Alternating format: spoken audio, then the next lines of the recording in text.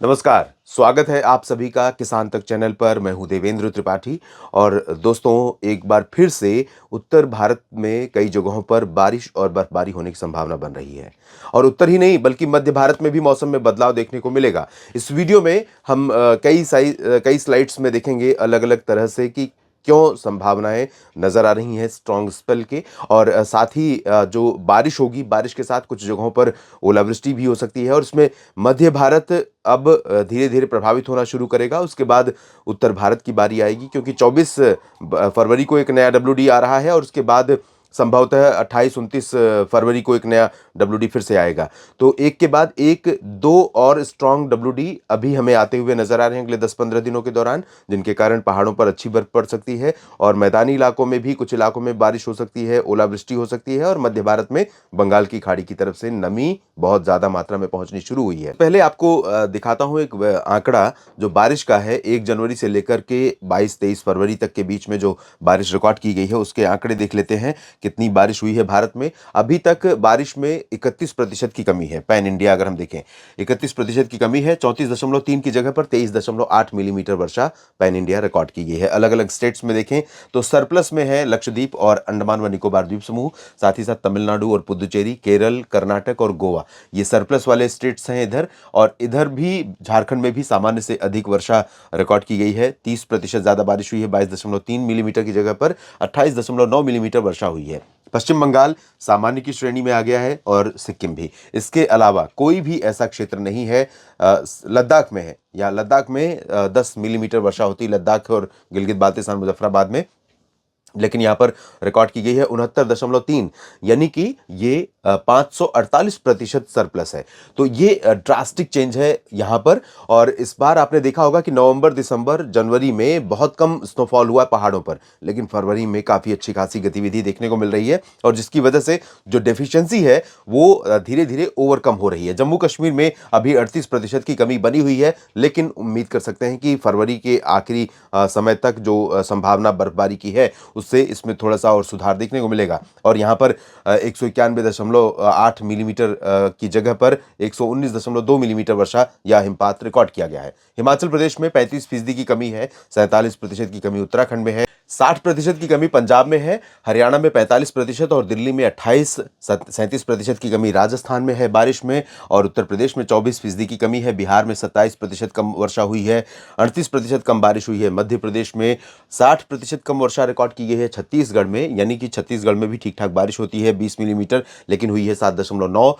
ओडिशा में 20% की कमी है। तेलंगाना में 99% की कमी है, यानी कि 15 मिलीमीटर वर्षा यहां पर होती है आमतौर पर, जबकि हुई है मात्र 0.2 मिलीमीटर। तो काफी ड्रास्टिक चेंज यहां पर भी है। ऊपर में आपने देखा और नीचे की तरफ भी देखा। यहां पर 14.8 मिलीमीटर की जगह पर 1.9 mm रेनफॉल रिकॉर्ड की गई, जो कि 87% डेफिशिएंट है आंध्र प्रदेश में। तो और महाराष्ट्र में 59% की कमी है। गुजरात में 46% की कमी। Gujarat one of the driest region होता है। जनवरी और फरवरी में बिल्कुल भी बारिश नहीं होती है। आप देखिए 1 मिलीमीटर वर्षा इन 2 महीनों में रिकॉर्ड की जाती है, तो बिल्कुल भी ना के बराबर हुई है। और पूर्वोत्तर भारत में भी डेफिशिएंसी कई जगहों पर यहां बनी हुई है। तो ये स्थिति अब तक है, लेकिन अब चेंजेस आने वाले हैं। और चेंजेस आने वाले हैं, पहले मैं आपको बताऊं कि क्यों चेंजेस आने वाले हैं। आप देखें, पश्चिमी दिशा से लगातार जो नमी है ये वाटर वेपर है, यानी वाटर वेपर मतलब हवा के साथ जो नमी उड़ते हुए पश्चिम से पूरब की तरफ लगातार मूव कर रही है। दोस्तों, इस समय जेट स्ट्रीम, जिसे हम जानते हैं, तकरीबन 300 किलोमीटर प्रति घंटे की रफ्तार से भी ये हवा होती है और लगभग समुद्र की सतह से 12-13 किलोमीटर की ऊंचाई पर चलती है। और ये इस समय भूमध्य रेखा के ऊपर, खासतौर पर भारत के ऊपर का जो हिस्सा है और पोलर रीजन के बीच का हिस्सा है उसमें चल रही है और काफ़ी ज़्यादा स्ट्रॉन्ग इंटेंसिटी में चल रही है। और जेट स्ट्रीम जो अफेक्ट कर रही है, इसे सब ट्रॉपिकल जेट स्ट्रीम कहा जाता है।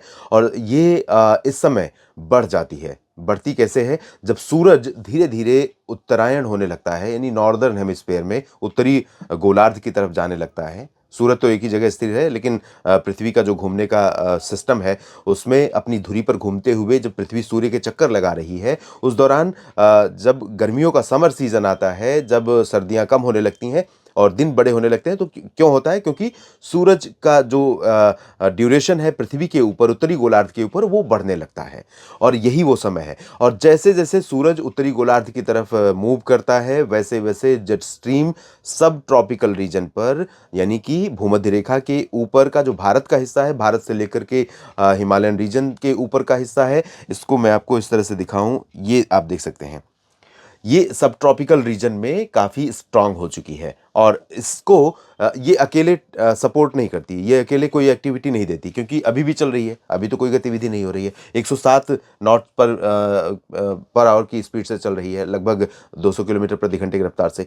लेकिन ये तब जब कोई सिस्टम नीचे से डेवलप हो रहा होता है, अरब सागर से बादल आते, हवाएं आती हैं, पहाड़ों से टकराती हैं, ऊपर की तरफ उठती हैं, या भूमध्य सागर से यानी मेडिटेरेनियन सी से वेस्टर्न डिस्टर्बेंस के रूप में पहाड़ों की तरफ हवाएं आती हैं और टकराती हैं, ऊपर की तरफ जाती हैं, तब यहाँ पर ये उससे कनेक्ट होती है और ये यहाँ पर होने वाली किसी भी गतिविधि को और ज़्यादा एनहांस कर देती है।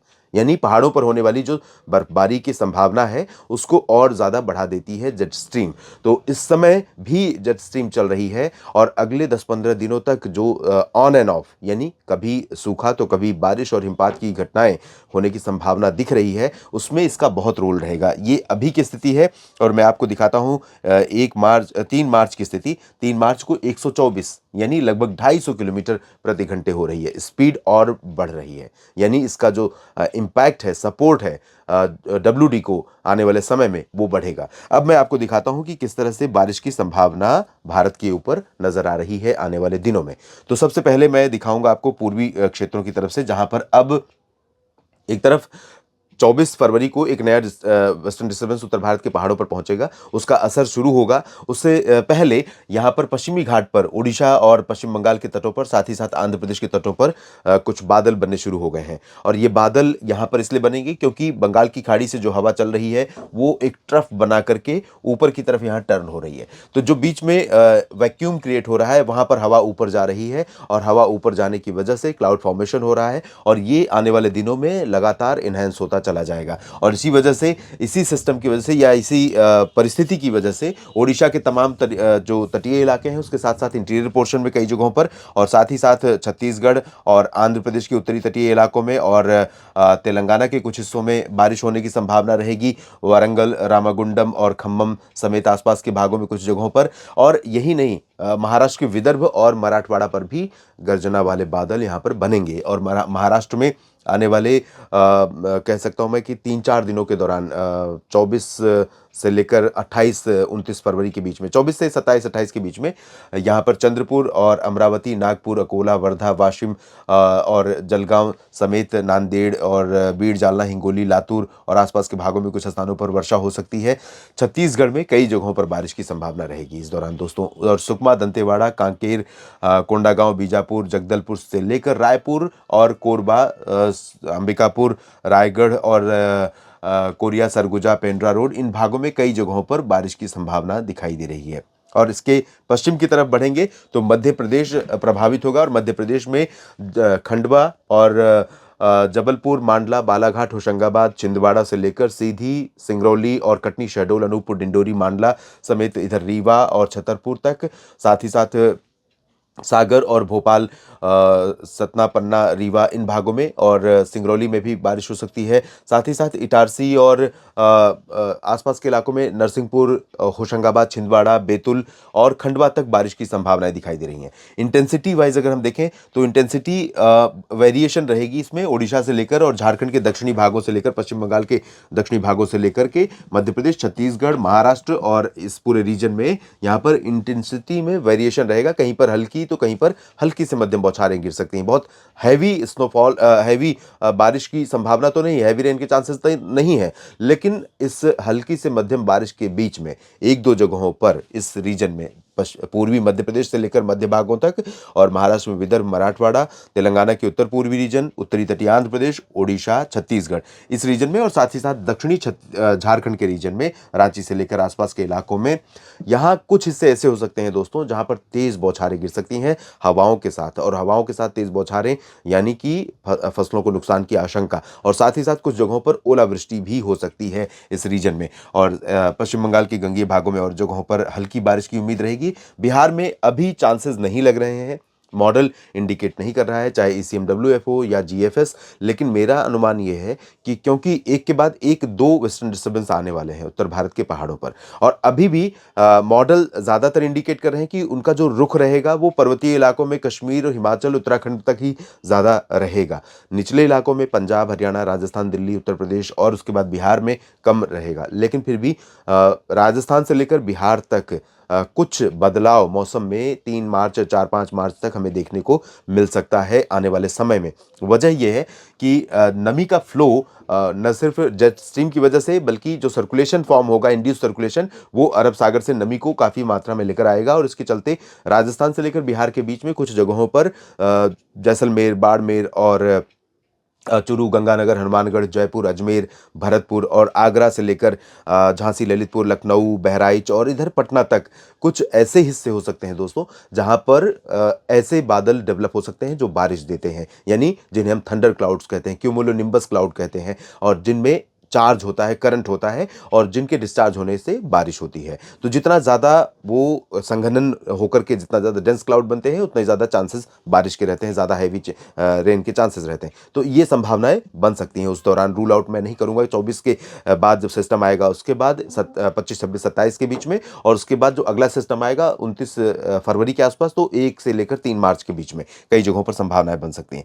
पूर्वोत्तर भारत में भी ठीक ठाक बारिश और बर्फबारी होने की संभावना अगले 10 दिनों के दौरान नजर आ रही है, और यहाँ पर जो चांसेस रहेंगे, पूर्वी अरुणाचल में कुछ हिस्से ऐसे हो सकते हैं जहां पर बर्फ गिरने की वजह से यहां पर हिमस्खलन की घटनाएं हो सकती हैं। तो बहुत चैलेंजिंग रहेगा। यहाँ पर मौजूद तिब्बत जो भारत और सीमा पुलिस, भारत की सीमा पुलिस है, यानी बॉर्डर सिक्योरिटी फोर्सेस हैं, उनको बहुत अलर्ट पर रहना होगा, क्योंकि आप जानते हैं कि कई बार इस तरह का मौसम यहाँ पर तैनात सीमा के प्रहरियों के लिए बहुत बड़ी चुनौती का कारण इस तरह का मौसम बन जाता है। तो उनको भी थोड़ा सतर्क रहना होगा, और यहाँ का जो इकोसिस्टम है वो बखूबी जानते हैं, उनको किस तरह से अपने आप को सुरक्षित रखना है उसका ध्यान ज़रूर पहले से करना चाहिए, क्योंकि यहाँ पर मौसम बिगड़ने वाला है। आने वाले समय में काफ़ी ज़्यादा बर्फबारी होने वाली है।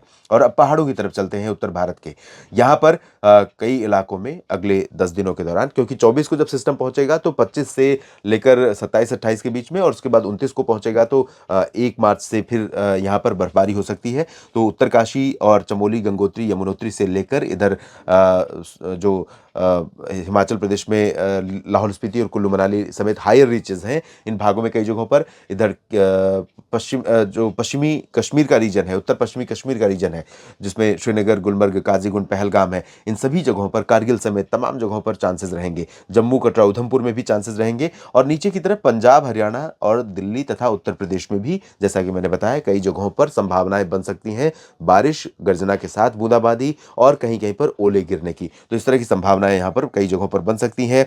गुजरात में, महाराष्ट्र में, जो महाराष्ट्र का पश्चिमी हिस्सा है, कोंकण, गोवा और मराठवाड़ा और दक्षिण भारत की ज़्यादातर जगहों पर ड्राई वेदर रहेगा। लेकिन दोस्तों, यहाँ पर मॉडल भले इंडिकेट नहीं कर रहा है, लेकिन मुझे ऐसा लगता है कि जो दक्षिणी तटीय आंध्र प्रदेश और तमिलनाडु का तटवर्ती रीजन है, इन भागों में कुछ स्थानों पर ऑन एंड ऑफ बारिश अगले 2-3 दिनों के दौरान हमें देखने को मिल सकती है। हाँ, इंटेंसिटी वाइज अगर देखें तो बहुत ज़्यादा नहीं रहेगी बारिश, लेकिन चांसेस यहाँ पर बन सकते हैं। और अब हम आपको दिखाते हैं कि किस तरह से बर्फबारी की उम्मीदें नज़र आ रही हैं। तो यहाँ पर आप देखिए, जम्मू कश्मीर से लेकर ये पूरा जो उत्तराखंड का रीजन है, ये जनवरी में आमतौर पर इतनी तगड़ी स्नोफॉल आपको देखने को मिलता है। जनवरी ही नहीं बल्कि दिसंबर में। तो दिसंबर चूक गया, जनवरी चूक गई, और फरवरी में एक स्पेल अभी गुजर चुका है, दूसरा स्पेल एक्सपेक्टेड है, और दूसरे के बाद तीसरा स्पेल भी एक्सपेक्टेड है मार्च के शुरुआती कुछ दिनों के दौरान। तो एक ठीक ठाक बर्फबारी का स्पेल, और यही वो सिस्टम है, या यही वो परिस्थिति है जिसकी वजह से भारत के कई राज्यों में मार्च के पहले पखवाड़े तक, या मैं कहूँगा कि मार्च के होली तक जो गर्मी में बढ़ोतरी है या मौसम में बदलाव का रैपिड चेंज है मौसम में, उसमें नियंत्रण यही बर्फबारी रखेगी। क्योंकि जब बर्फबारी होगी, बर्फबारी के बाद सिस्टम आगे निकल जाएंगे और ठंडी हवाएं नीचे पहुंचनी शुरू होंगी, तो धूप के बावजूद तापमान में वृद्धि में नियंत्रण बना रहेगा। तो इस परिस्थिति में किसान भाइयों कैसे अपनी खेती को मैनेज करना है, आपको ध्यान रखना होगा और अपना भी ध्यान रखिए और लगातार बने रहिए इसी तरह से किसान तक के साथ तमाम कृषि से जुड़ी और मौसम से जुड़ी जानकारियों के लिए। अगर ये वीडियो आपको पसंद आया है तो इसे लाइक जरूर करें। अगर चैनल अभी तक सब्सक्राइब नहीं किया है तो कर लें और नोटिफिकेशन पाने के लिए बेल आइकन भी दबा दें।